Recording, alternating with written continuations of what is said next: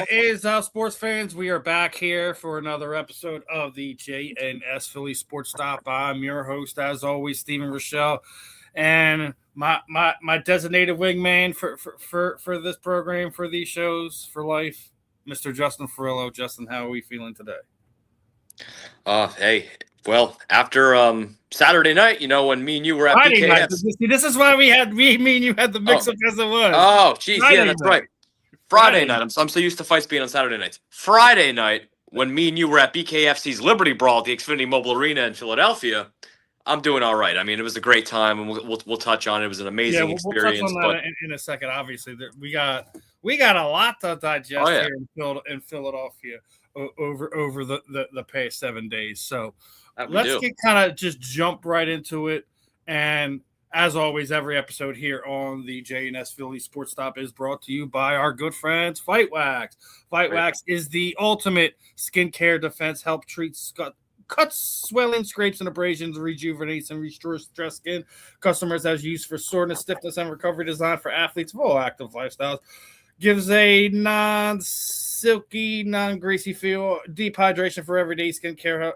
Helps fight dry skin. Customers have used for skin orders such as eczema and psoriasis. And when you're using that code SFT15FW, when you head over to fightwax.com, save 15% on your orders. I was lucky enough to get some this weekend, and a couple other little things. Lincoln and the boys hooked me up with while we were able to catch up over the weekend. Oh, yeah. Like we were like Justin was talking about. We had a fun week last week. BKFC was in town for their inaugural Liberty Brawl here in Philadelphia, July 3rd. Friday they had a pre-fight press conference where Johnny Garbarino's cannoli snipe and his the Marine Mike Richmond, but after that, when he got the weigh-ins, the tone completely changed on Johnny. He did have a lot of respect for the former champion, the combat sports veteran in Mike Richmond. Listen, man, when you fight for your country and it's July 4th, you all got to give your military members some respect. Johnny gave him enough respect, but didn't give him enough to let him win Friday night. Unfortunately, Johnny didn't have the performance he wanted. Broke both of his hands, apparently.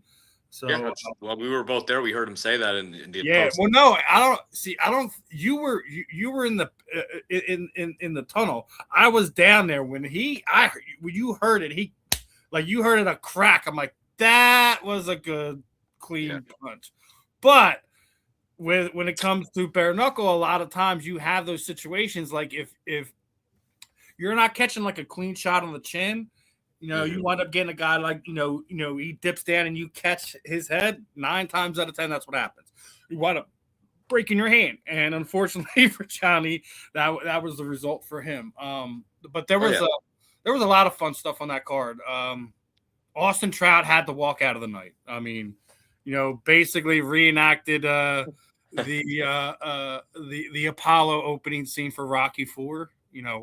Pretty much to a T. It was pretty good. Yeah, dude. The only thing was missing was Austin descending from another part of the arena with a bull kind of. And what's funny, Steve? Not to spoil it, but in Rocky IV, when Apollo does that great entrance, he ends up getting knocked out and loses and. He got killed. He didn't get knocked out. Come on, man. Well, yeah. Okay. Spoiler alert. Didn't get killed, but I mean, got cracked pretty hard. Basically with the same shot, he got stopped. I mean, it was a proper stoppage. I mean, he was asking the cameraman what happened. So I mean, you asking the cameraman what happened. There ain't no reason for that fight to continue. No reason.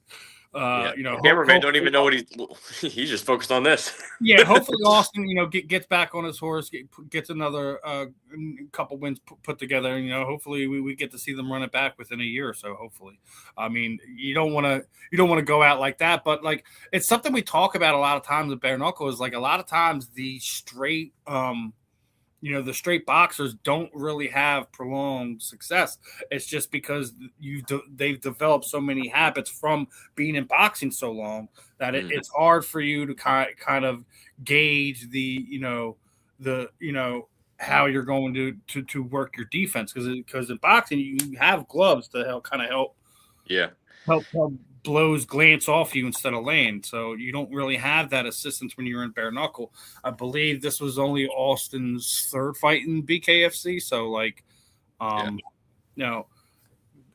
amazing fighter, was a great champion. He vacated his welterweight title in BKFC to go down and challenge, Ben Bonner for the lightweight championship. So it's one of those things where Austin took a big chance. He didn't have to have that fight. He was already a champion in the promotion. So but I thank him for that, because the reason why I felt that the Liberty Brawl card was better put together than what the White House card did was the simple fact that you had Englishmen versus Americans, which is kind of the premise of what 4th of July is all about. Yeah, it was kind of sad at the I mean, but listen,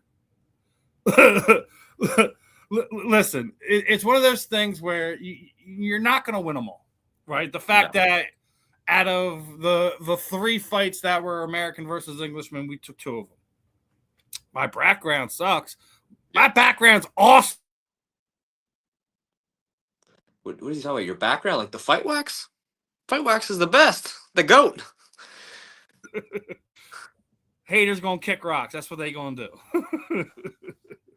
But no, Bret Hart, great fight. Comes out a little sluggish.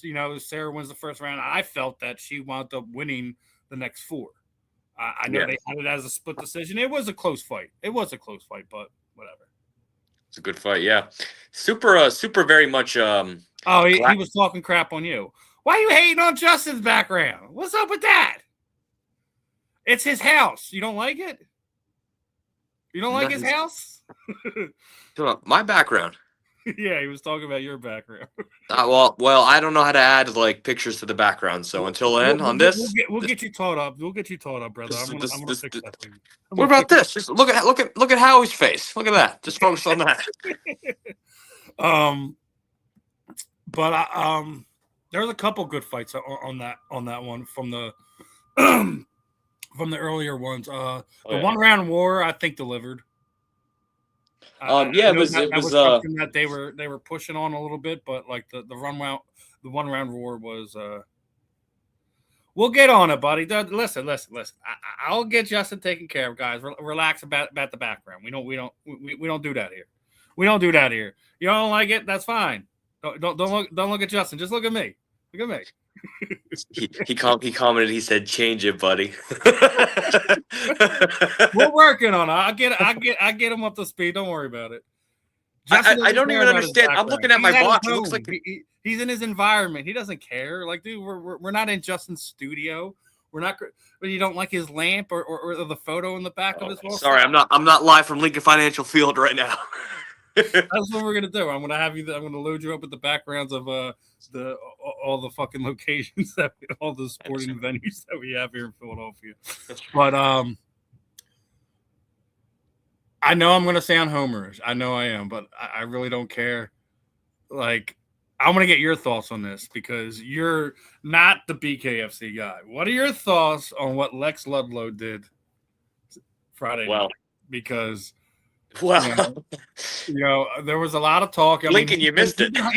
He's been hyping himself up, over the past year, right? Yeah, and rightfully so. He's had some exciting fights, but you go out there and puts a guy coming up a weight class out in 9 seconds, basically.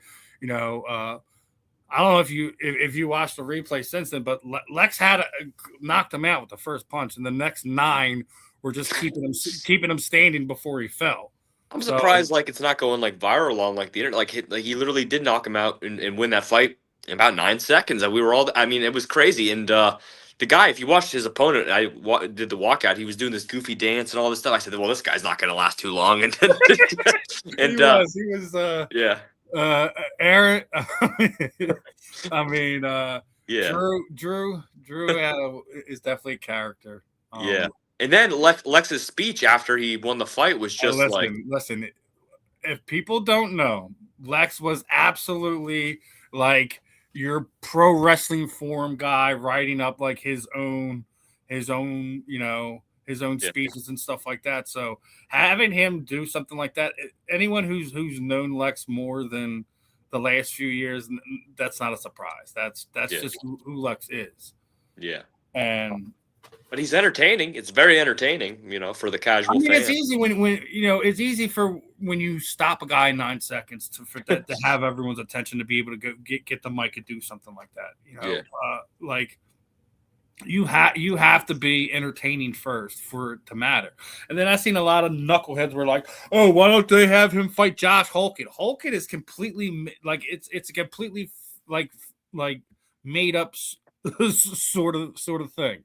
So it's like one of those ones where you just take it with a grain of salt. Like Holkett, absolutely, I think could potentially be a guy that could make a run and go after a UFC title. I can see Lex doing the same thing here in BKFC. Yeah. I know he was calling out my another guy I had on here, and Esteban Rodriguez. He's the cruiserweight champion, and that's the guy Lex would want, and that makes sense. I don't know if it's this fight or maybe a fight next year it would be, but yeah, I definitely would be interested to see what would happen between a Lex Ludlow and an Esteban Rodriguez fight. I don't know if it's the next one, but it's something that should happen within a year's period of time. I'll just say it that way. Yeah. But I want to ask you, man, like that was your first media experience along them lines. Your first, like, obviously you've been to fights and you've watched fights and stuff like that, but being there, being in the arena, like the pop that some guys get, the pop that some guys didn't get. Like, what were your overall thoughts of just like as a media member covering your first event? Like, what was the kind of feel that you got out of it? Yeah, I mean, for my first BKFC event, it was definitely it was electric. I mean, the atmosphere in there was definitely one of a kind. It was, first combat sports event I've ever attended. So, I've been to Phillies and Sixers and Eagles games and all that, but I've never been to a combat sport, UFC or bare knuckle. So it was really cool. Super electric atmosphere. The fans were, the fans that were especially by us were rowdy as hell, man. We had some crazy fans. We had some crazy. Willie's fan, man. Willie. Check out some of our videos on the social media if you want to see this guy go. Let's just say Willie had support there. Let's just say that much. And it was fun. A Big Dom from the Eagles, I'm a huge Eagles fan. He showed up and he actually came over and talked to us for 2 minutes, got a picture with him and stuff. So that was really cool. The access was really second to none. You're super close to the athletes and the fighters. You can do they come over to you for interviews. You can go over to them pretty much. Even in the concourses where I met Johnny Cannoli Garbarino, just walking around after the fight. Before the fight, we, Steve interviewed Jess the Black Widow Borga and Ryan Reber.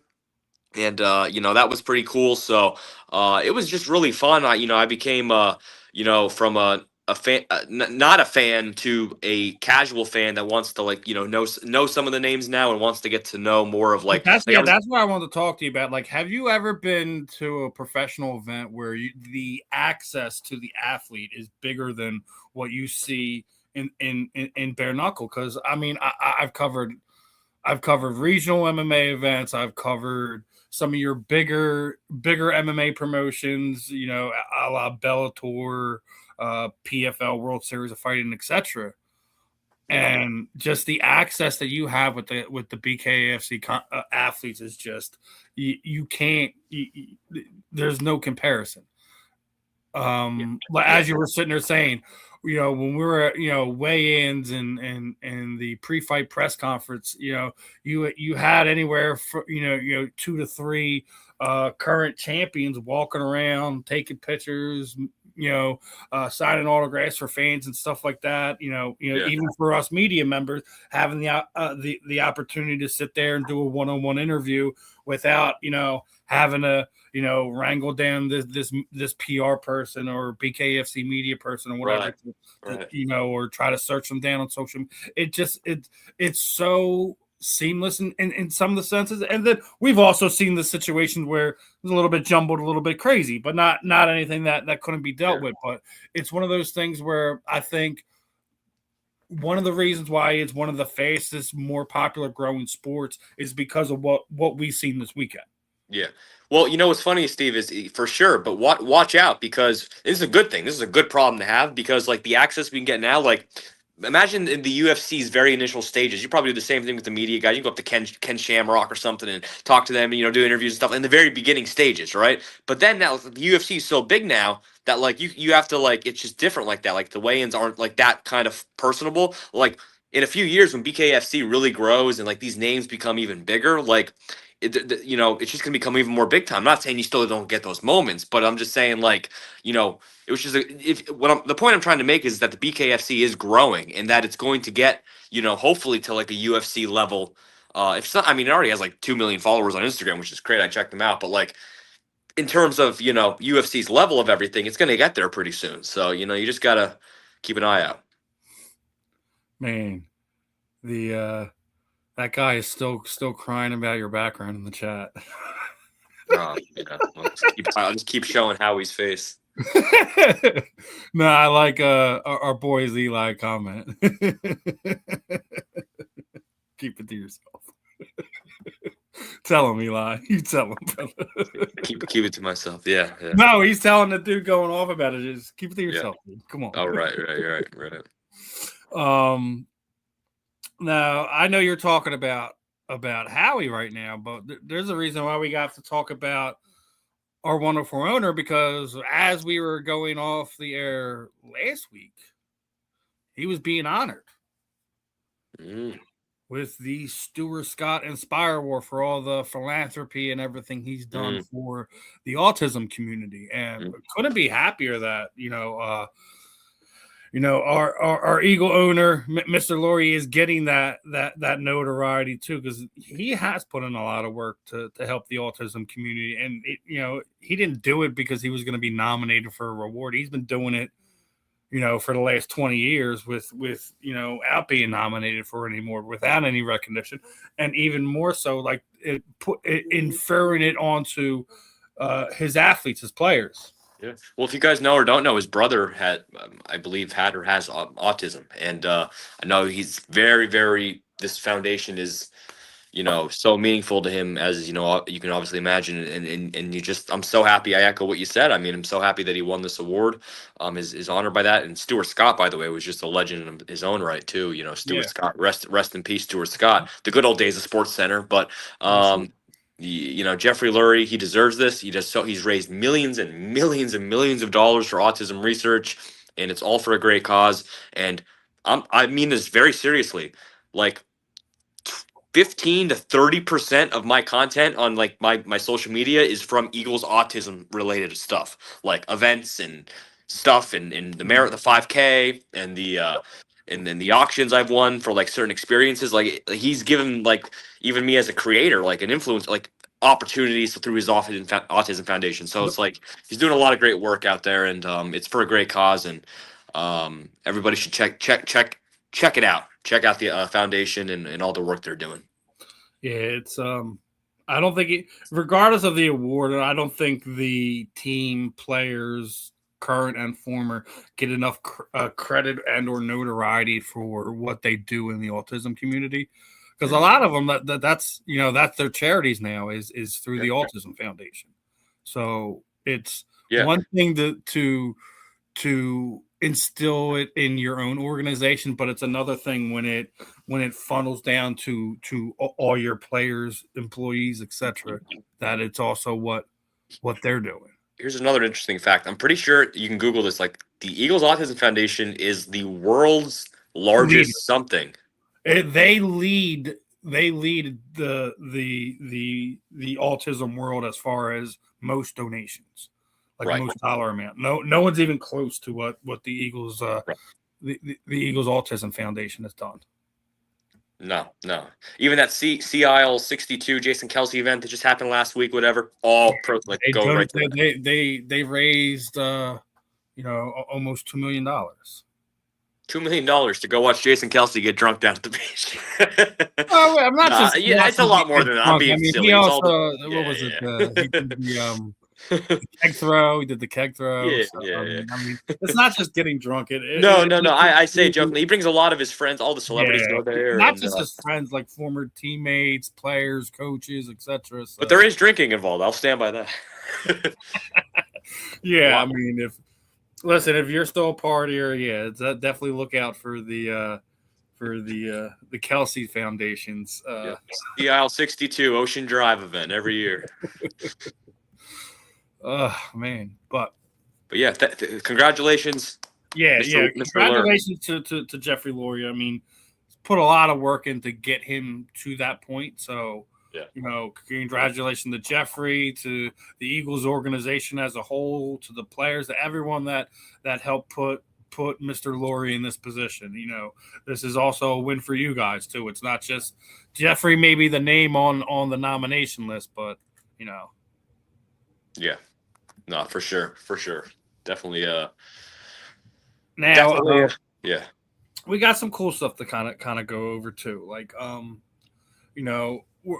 know I'm the old head on here, but I don't know if you've seen, but we're getting the Golic father and son show to kind of going to be heading over the to Golics. Yeah, the Golics, exactly. Obviously, Mike's been big name here in Philadelphia, being part of the those Reggie White defenses in the 80s and early 90s. I'll tell you a crazy story. I got to meet Mike Golic at the Eagles had a home opener game like 15 years ago, and they had him and Bill Bergey doing a meet and greet with fans in the concourse of like the lobby. Actually, I know what you're talking about. I know what you're talking about. Yeah. Super nice guy. He's awesome. Yeah.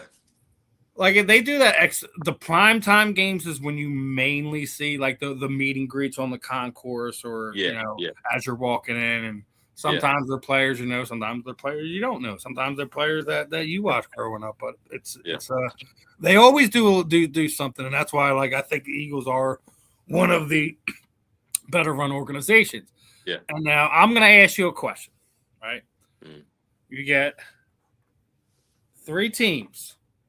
Can you name the 3 teams that have above 500 winning percentage over the last 5 seasons? In the NFL, like best winning percentage over the last 5 seasons. Okay. Over the last 5 seasons. The Eagles are one of them. Yes, the Eagles are one of them. Okay. The Eagles are the next 2 of them. No, I'm kidding. Can you name the next 2, though? Probably not, but I'll try. Let's go with the second one. Last 5 years. The Ravens. No. The Chiefs. No, and that was the one I was surprised about. Yeah. So I'm going to pull it up here, all right? So it is the Bills and the Steelers are the only team to post a winning record in each of the last 5 seasons. The question was to post a winning record. I thought it was overall winning percentage per se.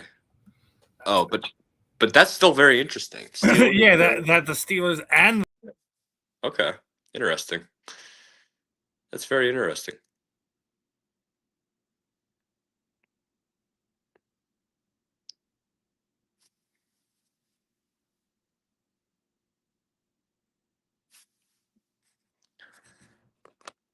I guess we lost Steve.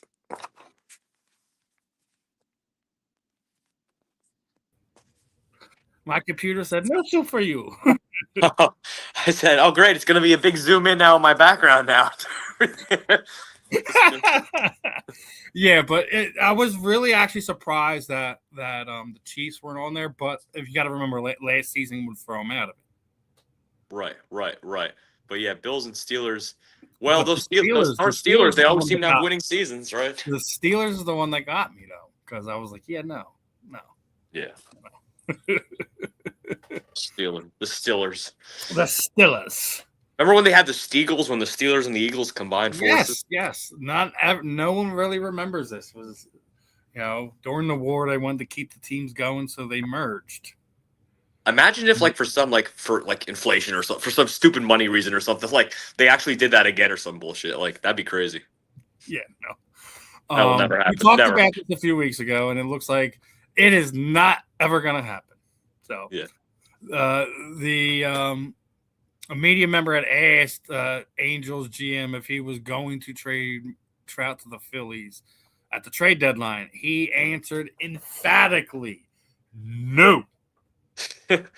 Well, what a kind of a appreciate the guy's question, but what kind of a dumb question? Like the manager's gonna be like, yeah, at the trade deadline, I'm just gonna lay it out there and tell you, yeah, I'm gonna trade him. Like I didn't expect him to say yes. Yeah, it's I mean, I wouldn't expect him to say yes, and like he'd be like if I was him and I'm having that question, just be like, that's something we'll worry about when we get to the trade deadline. Yeah, pretty much. I mean, you can't Imagine someone asking Howie Roseman. They asked Howie Roseman that question about AJ Brown. He's like, I'm not trading AJ Brown or something. They trade AJ Brown, like, you know what I mean? Like, just these GMs, they're funny, but I had to remove that guy. He was torturing Eli. Now we got fights in the little comment section, little BKFC balls going on. Still messing with Eli. You got to leave my man alone, dude. Yeah.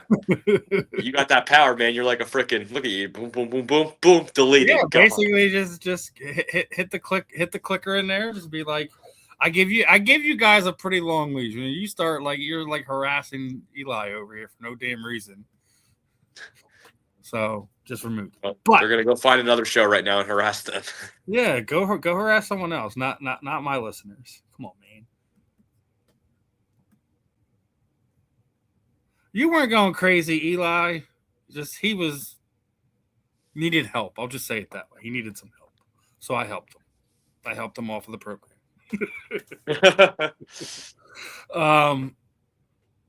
Now, remember, what was it, like about a month ago? Everyone's freaking out. Like, AJ Brown didn't invite, Jalen Hurts didn't go to the wedding. Seems like Devontae Smith didn't have a problem inviting to his wedding. So I'm thinking part of what you were saying, the rumors you were hearing, was right. That the wives don't get along. Mm-hmm. And that probably led to that. Because why is it Jalen has absolutely no problem showing up to Devontae's wedding? Yeah, because sometimes, I hate to make this personal, but, usually in life, you put, when it comes to weddings or funerals, you put, kind of little things beside you, and you just kind of show up usually, unless you have a major emergency or something going on. And so it's unless there's really, some beef going on, I felt like, or, I mean, I know Jalen Hurts is Jalen Hurts. He's got a busy schedule, but, he still the wedding of, I think AJ Brown's the godfather of someone's son or vice versa or something like that. I forget, you know what I mean? It's I'm not sure. I'm not trying to get into their business, but it just makes you ask questions. Right? I thought it was Jalen's the godfather of his son. That might be right, but yeah, I don't think Jalen has any kids yet. Oh, that's right. Yeah, little baby Jalen Hurts went around, but yeah, no, yeah, I don't know. But I don't want to get into their business because we'll never. No, I don't want to get in their business either. And I just thought it was funny because everyone was making a big deal about it. But yeah, no, but to the eye, it doesn't make sense, really. I mean, if a lot of the stuff that was coming out was true that AJ was saying, I'm Jalen. I wouldn't have been going to his wedding either. I'm like, dude, you throwing me in the bus every under the week in the media, dude. Yeah. Regardless if you saying my name or not, dude. Like, come on. We supposed to be teammates. Yeah, so, yeah, if he's asking for a trade and wanting out of here, and he's basically sitting there saying it's on Jalen, so yeah, I would expect him not to show up to the wedding if that was actually the stuff that was going on. Right. Yeah, I mean, you could. So that goes into the other thing that happened over the last week, right? So obviously, get rid of Jalen Brown now. Boston turns around and send us back a 29-year-old disgruntled, possibly misunderstood guy named Brandon in the prime of his career to Philadelphia. How about that? It's the summer of the Brown trades. Yeah, right. And social media was blowing up when when Jaylen Brown was traded to the Sixers, and it didn't matter if it was media member, players. It's just, I'm gonna say it like this, right? Obviously, I think a lot of us Sixers fans were not happy with the Paul George sign trade, all that whole thing. Mm-hmm. And then we experienced, last year him missing more time on top of the year before when he lost a lot of time due to injury, right? So, in the sense that you're getting an extra year and a little bit more money on the contract, but the fact that you're getting a 29-year-old guy who's 2 years removed from, an NBA Finals MVP performance. Correct. I think that's a win. I do think we gave him too much with the pick swap, but there was no way you were going to get that trade to happen without giving up, one of your quote unquote big three that you already had there, and Edge, come Maxey and Embiid, right? Yeah. Well, you were going to have to throw those picks in there, but I think as an overall looking at this team, I think they're in a better position after the trade because you're getting a better, more productive player back in Jaylen Brown, regardless of what anyone thinks you could still get out of Paul George or not. Yeah, just because of the age, and he's also a Finals, I think, MVP, or he's proven himself to be very well in the Finals. Yep. He's a champion, and so I'm excited for the Jaylen Brown era to start in Philadelphia. It seems like almost like a surreal kind of odd trade, right? It's very weird. It'd be like I saw a post. Someone was like, explain the Jaylen Brown of the Sixers trade in like NFL terms, and like the best I could think of would be like CeeDee Lamb being traded to the Eagles for somebody or something. Like, you know what I mean? Like, that's what I'm trying to think, or something like that. Like something like thank you. You guys are W, he said. Yeah, I know. What the hell does W mean? Hopefully good. I don't know about having interviews, hearing them doing that, but not easy to get even secure interviews with the King Henry, so to speak. So I know you the Ravens guy in here, Eli. I know. I got you.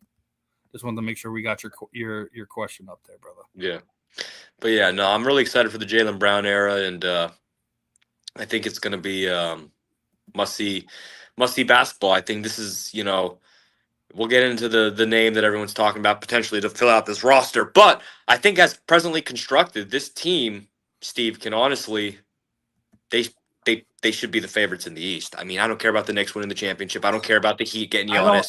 I would have to say that they would be a favorite to get further than they got last year. I would have to say, well, yes, the bare minimum trip to potential, finals trip. So.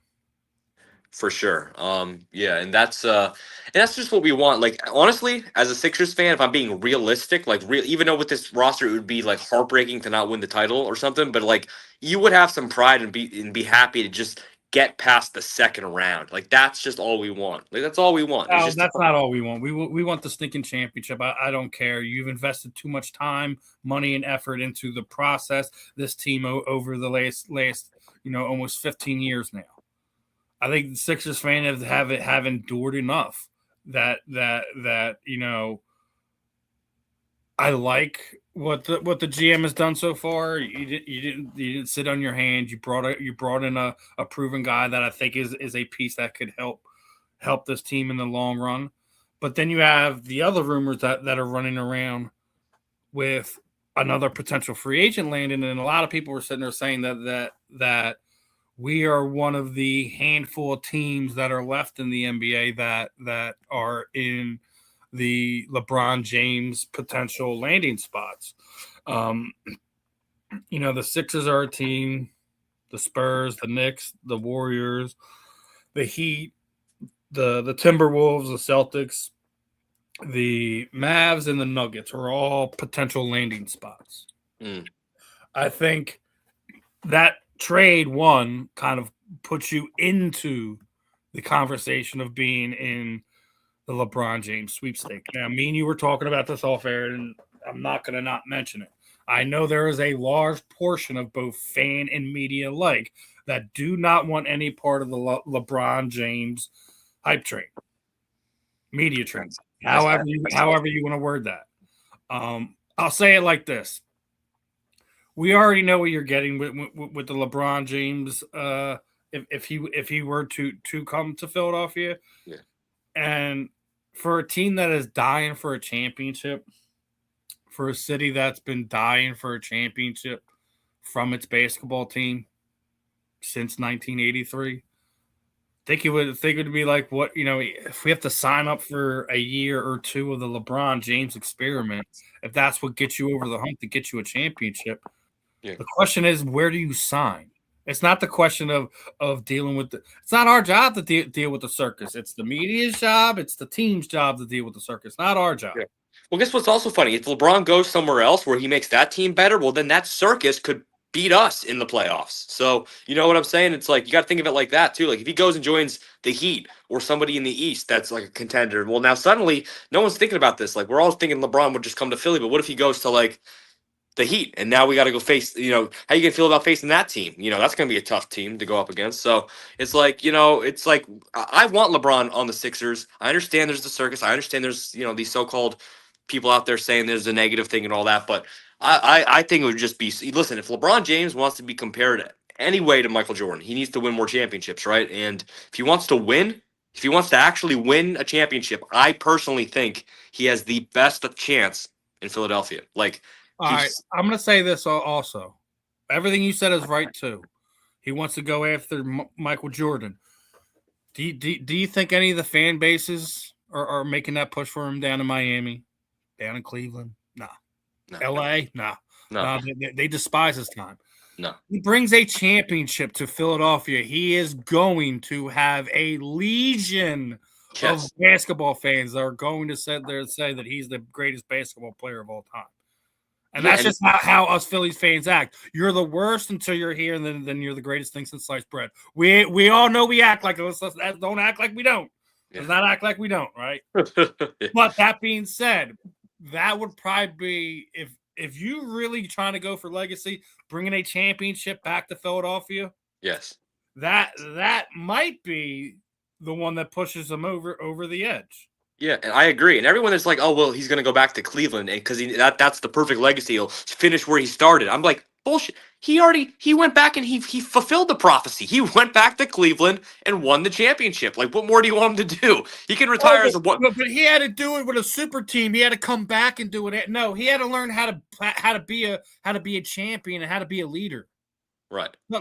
Don't. Everyone wants to sit there and say like his first. No, it wasn't. It was his learning experience. It's what taught him things that he needed to do, and some of them are tough losses. Right. The greatest men in the world aren't perfect. They've had losses. They've had failures in their lifetime. It's how you pull yourself up, pick yourself up, and continue on to push for those dreams is what makes you a champion. Is what makes you a winner. You can't take that away from LeBron James. I don't care what you have to do. Yeah, I mean, he still won every finals loss that they make fun of him for. Still, that year he won the Eastern Conference. So it's like, you know what I mean? It's like, okay, he didn't win the but like he still won it 4 times, and he's won the East. He's beat the other 11, 12 teams in the Eastern Conference every other freaking year. So it's like, he's a winner still overall. But yeah, I mean, and I just think, when it comes to basketball, there are some good fits out there, but Philly just makes the most sense, especially with the starting 5. Like, he just fits, he slides right into, like, it makes sense. Like, it just makes sense. So, I'm not going to hold my breath because I don't think it'll happen. I don't think there's be some reason why it won't happen here in Philadelphia. But as you're saying, as a fit, the things that he needs to still get some of those things that he wants. So. Yeah. And I think he accomplishes those things by being successful in Philadelphia. For sure. There's so many pros. I won't take, but like just coming to Philadelphia, you get the culture of the fans and like the brotherly love. Like literally they'll embrace him like a god, right? Like you'll be loved by the fan base, assuming you do perform and stuff and you win.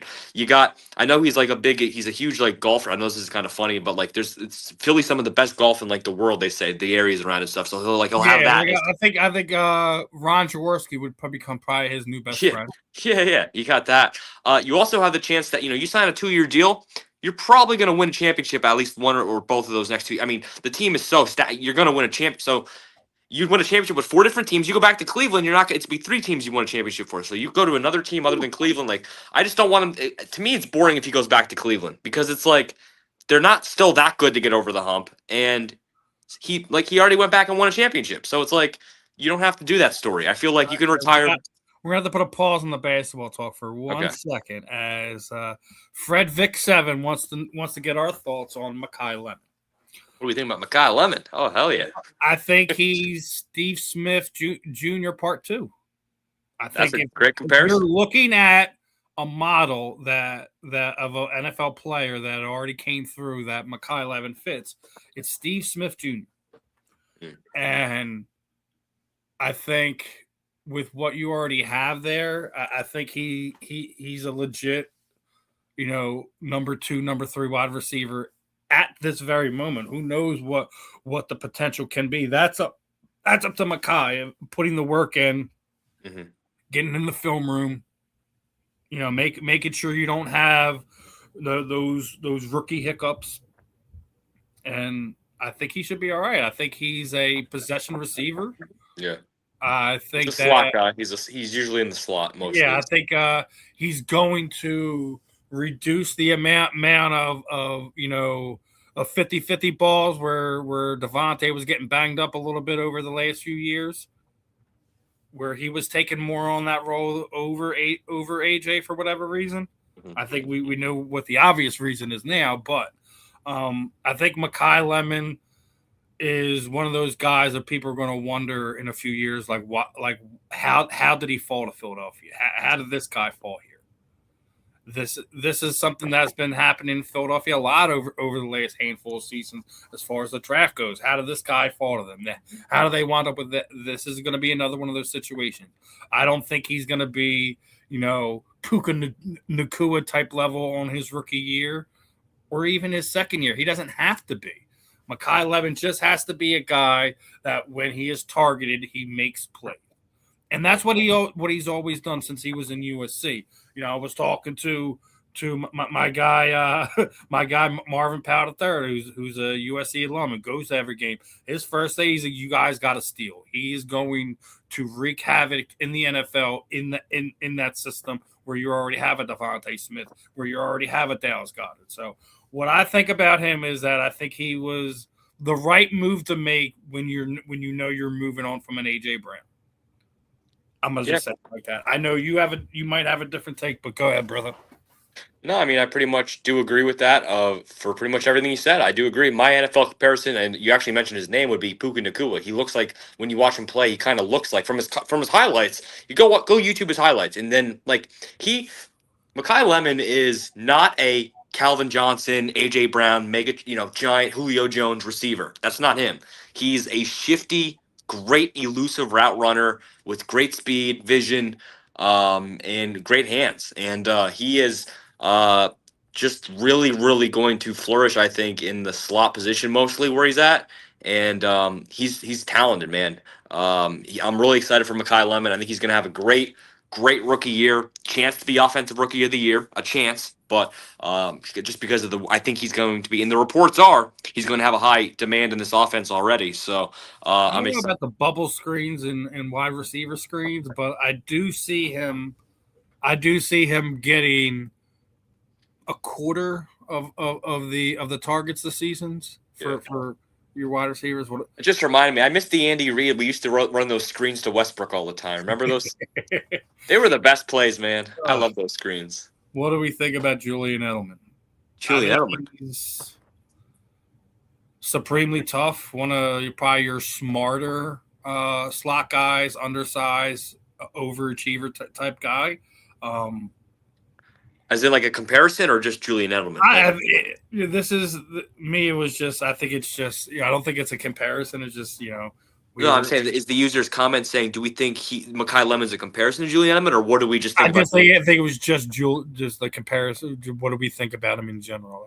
Okay. I think he was an undervalued guy. That's why he fell to the Patriots. I think that's why he worked so well while he was there. Yeah, no, Julian Edelman's having that chip on the shoulder. Having people put you down and sitting there saying you can't do this, you can't do that is the ultimate motivator. And Julian Edelman showed you why. Him and Wes Welker are obviously one of the better slot receivers that we've seen over the last 20 years or so. So kids these days will never know about prime Wes Welker. he was something else for a few years, dude. Yeah, he was. Hi, whoever said hi. Yeah.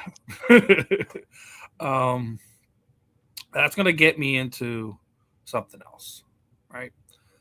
Now we're on the football topic, and it was always going to be a question because of what they did after the first Super Bowl, giving Nick Foles a statue, right? So now that Jalen arguably, statistically, he'll probably pass Nick Foles in numbers probably after this season, as far as, yards, completions, stuff like your basic quarterback stats for the team as an Eagle. Do you think there's going to come a point in time where they should have a Hurts statue outside of Lincoln Financial Field instead of a Foles?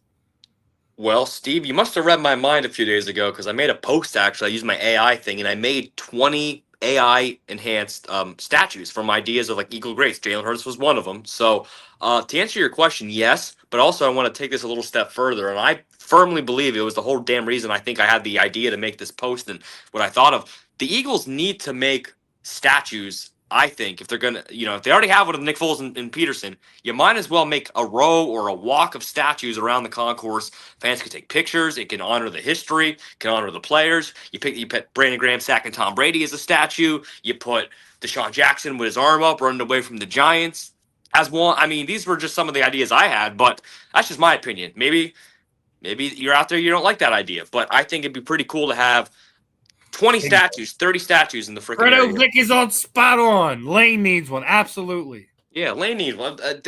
Just honor the greats. And if you he's got a better one. Nolan Smith for Hunt. Listen, I love Nolan Smith, but Jalen Hunt performs. He hasn't had a litany list of injuries prior and as he's been a Philadelphia Eagle. It's going to be an unpopular one, but yeah, I'm taking Jalen's over Nolan Smith Jr. and I'm sure Ben's going to kill me. You with me on this one? Jalen's over. It's if they're both healthy and both at their peak, I really don't know if I could pick, but I would say probably I'll pick Jalen's just by a hair. Yeah. I mean, the fact that he led the team in interceptions last year is the only thing I'm gonna put out there. I mean, I do think, and I would hope the stats would just back up this opinion, that I do think Jalen did have more like fumbles, sacks, interceptions, all that stuff last year. Pretty sure. So, but yeah, it's close, and they're both great players. It is close, and Fredo Vic 7 agrees with us. It's he's his Jalen's guy. So I guess that's what he was. He was probably wondering if he's homering at himself on. Yeah. Nah, man, he performs. You got to give it to him. Yeah.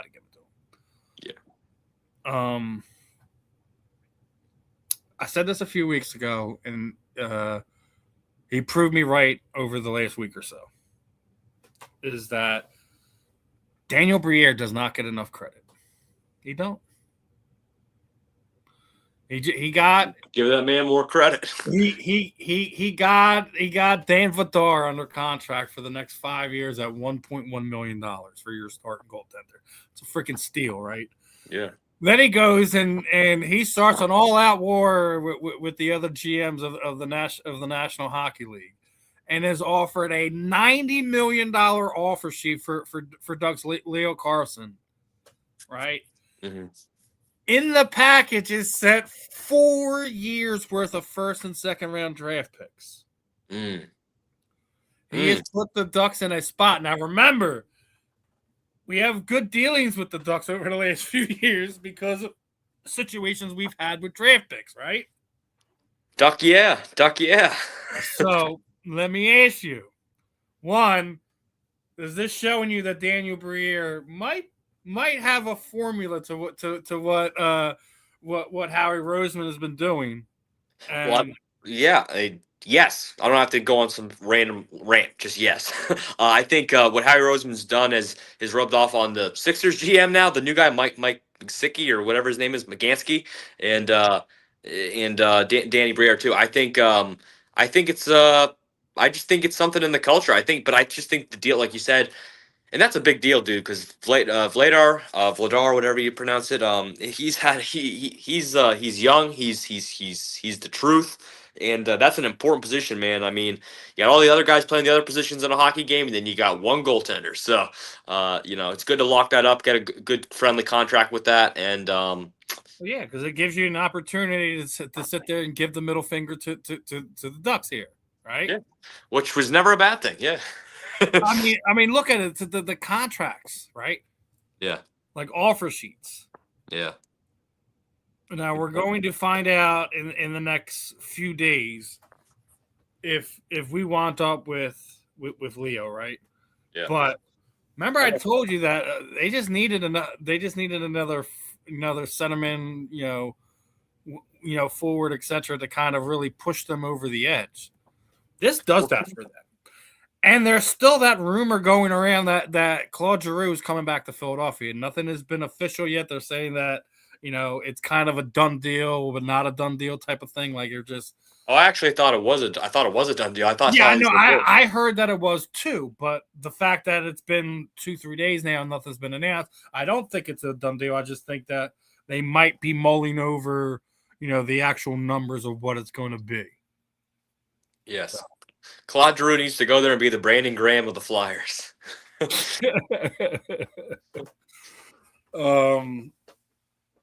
know you're going to get a kick out of this one. I forgot. So, it's been reported, right? What Jalen Hurts has been named the most hated player, I guess. That's what I'm looking at. Like, how? I get it. In a sense, I get it. But the most hated player?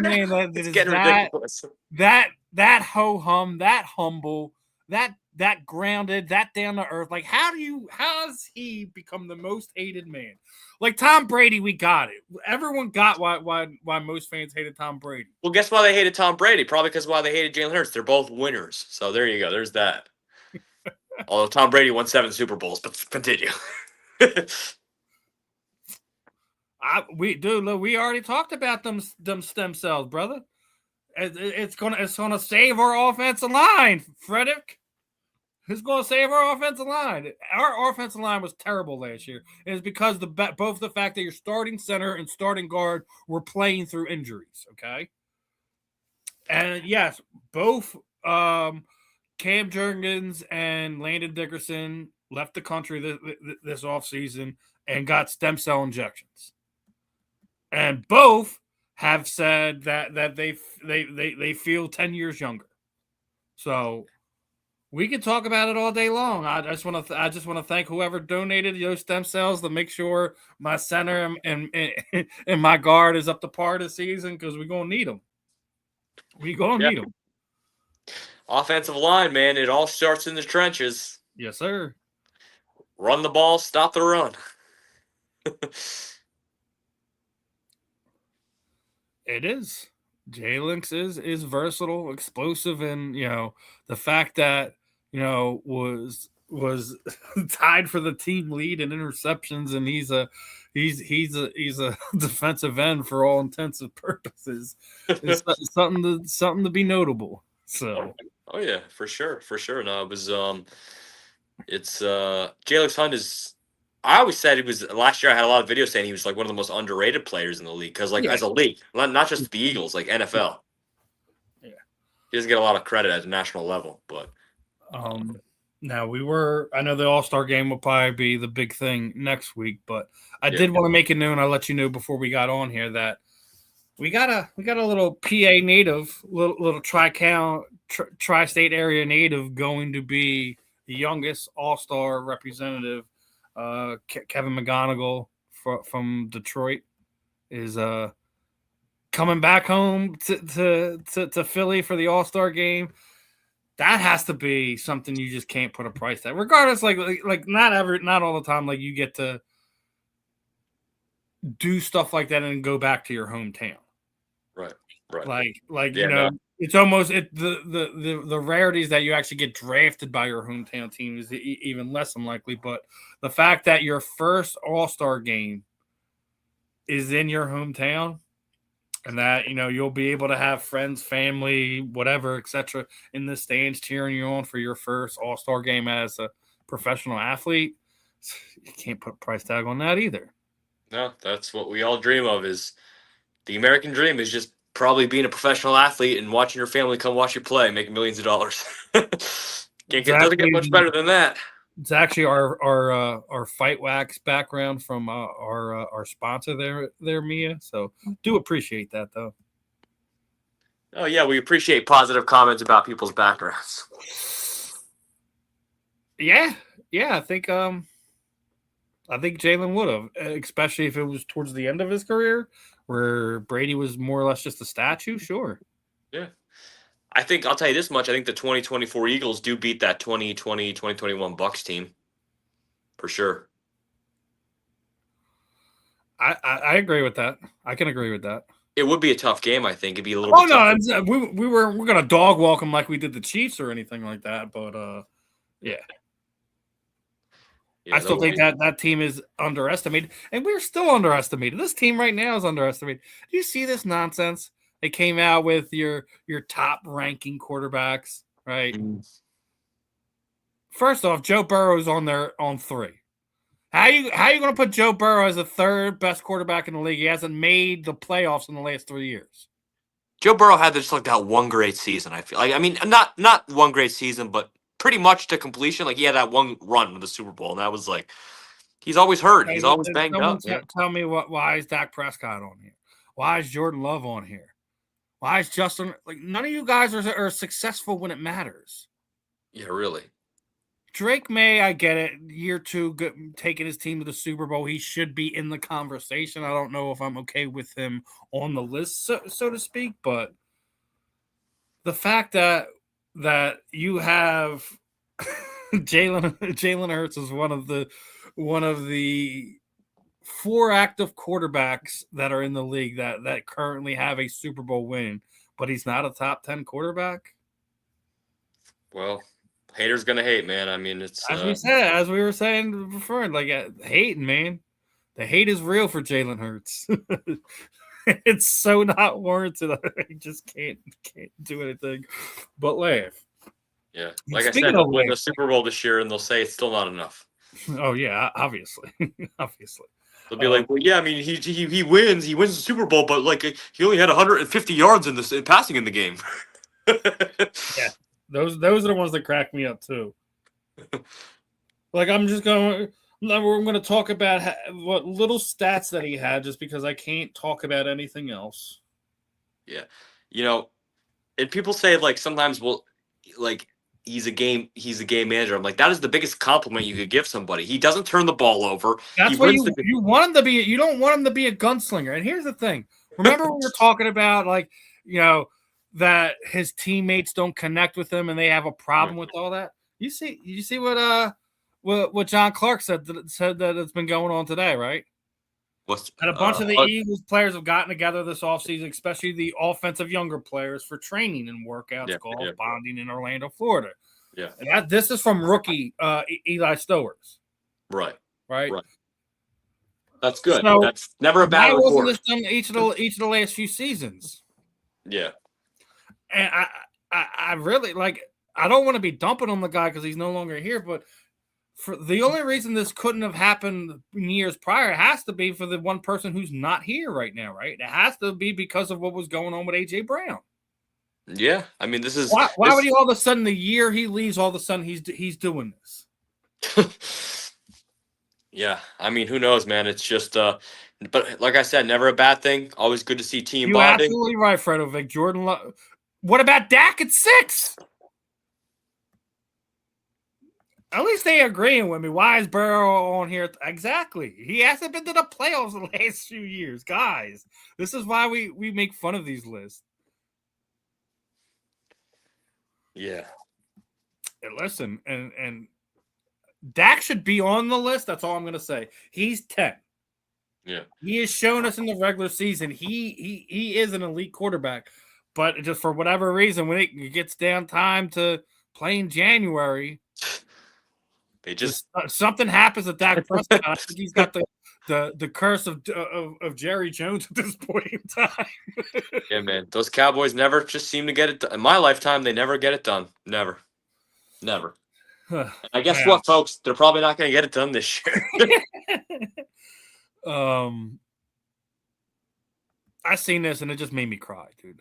So, we have collectors of cards and stuff like this, right? And apparently this guy had dumped all his base cards and filled a trash can with it to throw away. Guys like you ruin collection, ruin card collecting for people.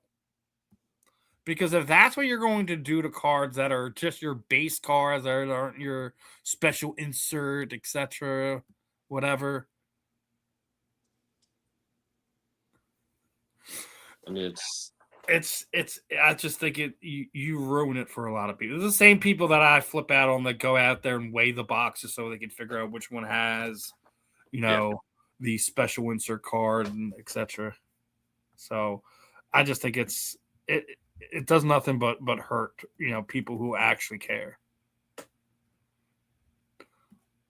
Yeah, I think him and Eli Stowers, I think should you could probably put it that, we could very well have anywhere from 1,600 to 2,000 yards receiving from our tight end position this year. I can feel that. There I am. Sorry, somebody's calling me and ruined the thing. Justin skincare is fight wax. How you like that? Yeah, fight wax, silky smooth. But two quick ones, and then we'll wrap this one up. I think we have a yeah, that's right. Filled an entire trash can, Mia. An entire trash can. They ruin card collecting for kids and your basic card collectors. But we've had a special 30 years not have to worry about your left tackle ever. We had Trey Thomas, Jason Peters, and now Jordan Mailata, who's now signed through 2029 or 2028, I believe. Right. The fact that you get what it all equates to, all pro, borderline Hall of Fame level performances out of Trey Thomas, Jason Peters, and what we've got in the first few handful of years out of Jordan Mailata is, again, not something you can put a price tag on, because arguably the tackle position, whether it's left or right, has to be the second or third most important position on offense, right? Oh yeah, for sure. I'm definitely been blessed to have the great players that we've had, and it's an important position, and you can't take it for granted, man. I mean, those are some, they make everything happen. You get the run game through them. You can pass through having the run game going. You just, and we've been blessed, to go from each generation to have so many good players come through and play at that position. It's something we shouldn't take for granted. I think it's really, really good to have. And also, like, they're personable people. Our offensive linemen do work in the communities. Especially Mailata, he's everywhere. The Mailata Foundation and all that stuff. He's, they're good people. They do a lot of work in the community, but love to see it. Yeah, I mean, I think we've been.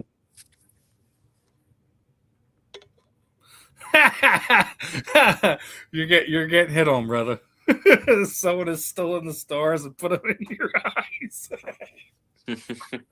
Thank you, Mia here. Thank you. Oh man. Thank you very much.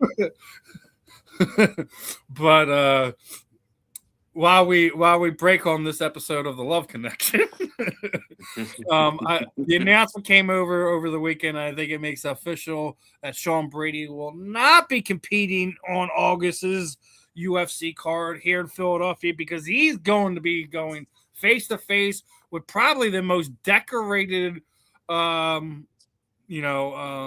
wrestler in the United States at RFA 12. Sean Brady's taking on Jordan Burgos. That is something to tune into because. Oh yeah, is that a wrestling match or a fighting? Are they fighting? No, this is RFA is strictly like wrestling, not like pro wrestling like WWE, but like it's a wrestling organization. Well, then doesn't my instinct tell me that Burroughs will probably win? Yeah, but Sean is probably one of that's his bread and butter is his wrestling. Well, it's going to be rock versus a hard place. Sean Tune in. Sean didn't go to a college and do wrestling through them. He was competing on the amateur and amateur MMA bracket and was developing his wrestling through there. I think he's probably the most underrated PA MMA fighter as far as his wrestling credentials go. So that's why I wanted to mention it because the Philly kid, but two, going to get someone like Jordan, I think that's if Sean's able to pull that win off, that's a nice little feather he can put in his cap there, in my opinion. But it's gonna tune in, must see TV. Yeah, RFA 12, Sean Brady, Jordan Burgos. That should be a fun wrestling match, my friends. Fun. Wait.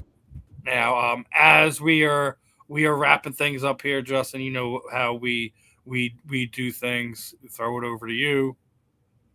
Anyone you want to let the people know things about? So, thank you, Steve. Well, once again, awesome time at BKFC Liberty Brawl this past Friday night. It was fireworks, no pun intended. It was a lot of fun. But this weekend, actually, I have two football camps, Saturday and Sunday.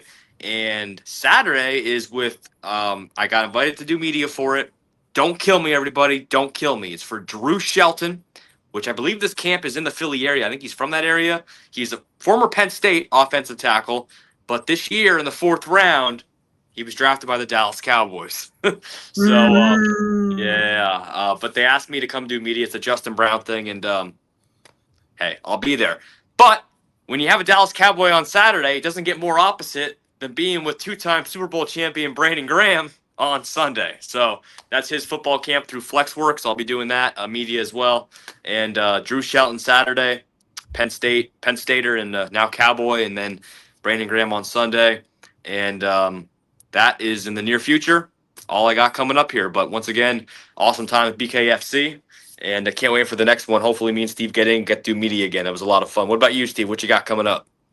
No, man, just gonna be working on nailing down some more potential interviews through combat sports world. Obviously, get some of the fighters after the fact. We'll see who we can get lined up. See who's got fights coming up. So we'll work on nailing out some more interviews as far as that goes. Folks, Steve was on fire at BKFC. He was just finding the fighter. I said, "Who's that fighter?" He told me who they were, and he said, "Here's the camera. Click record." And Steve was just firing away, man, doing live interviews, just a bunch of fighters. So it's good stuff. Yeah, I wish I was thought enough to grab Johnny right before we walked out, but. That would have been a good one, actually. That would have been really good. Event staff was already pushing us. I'm like, dude, the fight just ended like 3 minutes ago. Like, come on. Yeah, are you pushing him like that? Come on, listen. A few more in the chat here. We had a bad running game, but the pass blocking wasn't bad. It was top 10. Really was. I'll be right there. It was not the players were injured, right? Let's be clear about that. Frederick 7. The players were injured, but it was also the scheme too. as far as why the running game was so bad last season. When you can't block up the middle because you got guys that are playing injured, what sense does it make continuing running up the middle where your guys are not up to par? Wouldn't you think it'd be smart to do some tosses, some sweeps, some traps, things of that nature? No, they just thinking that they're like doctors and Novocaine, just give it some time, it's gonna work. That's not what happened with these. She ain't stopping, bro. Can I walk you home, Jessica? Because my mom just said to follow my dreams. Wow. Hey, if you're a real person, go give me a follow on Instagram. Appreciate your support, but you can't do that. Yeah. Now, Justin do be living life. Oh, well, I appreciate that. And listen, Frito Vic 7, I know you're living life too, but appreciate that. Yeah, so appreciate everyone hopping in the chat today. It's a fun show. Yeah, appreciate everybody. From Fredo Vic to Eli having to deal with someone heckling Justin over his choice of what room he's doing today's interview in. Look, now I have a more blank background now because I had to go charge my phone, and maybe this is better for that viewer. Then you had Mia over here confessing her love for Justin. So just an average day on the J&S Philly sports stuff. Yeah, just an average day. Appreciate everyone for tuning in. Keep showing us some love, guys. As you know, as Justin said, we're gonna continue to do our interviews, both inside the Philadelphia sports world and the combat sports world, regardless if it's bare knuckle events here in Philadelphia or wherever they happen to be. We're always going to be talking to our current and former athletes. So, guys, make sure you're tuned in. Hit that QR code up top. Like, subscribe, follow. Hit the notification bell. Do not miss out. Oh man, she ain't stopping. She wants the IG, brother. So for all the people, check out Steve's Instagram, and my Instagram is my name Justin _ last name Fiorrillo FIORILLO 94 at. Well, no, that's just my Instagram, Justin _ Fiorrillo. Yeah, that's no ad after. That's just it. Yeah. But no, you can't come in my house and we'll do all that creepy stuff. But you can support my content, and I'll support yours. Thank you. Well, everyone, for this episode of the J&S Philly Sports Stop, I'm Steve. That's Justin. This was another episode here on the South Florida Tribune. We will catch you guys on the rebounds, my friends. Peace on out. Peace out, everybody.